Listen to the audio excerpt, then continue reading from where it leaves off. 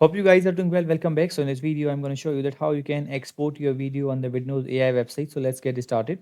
So first of all, what we have to do simply we need to go to our website, and after going to the website, what we need to do, we have to go to the our account, and after going to the account, we have to choose the AI avatar, that which avatar, which AI character you want to use, and after choosing that, what we need to do simply we have to add that, and after adding that, we have to export our video. So as you can see now, I have made some changes. So I'm going to choose the avatar here. So let's click on the avatar section, and I'm going to choose this one, or you can, if you want to use this one, you can also do that. So I have choose this, and now simply what I'm going to do, as you can see, the video is looks little bit rough, but I'm going to show you that how you can export, you can make it better later.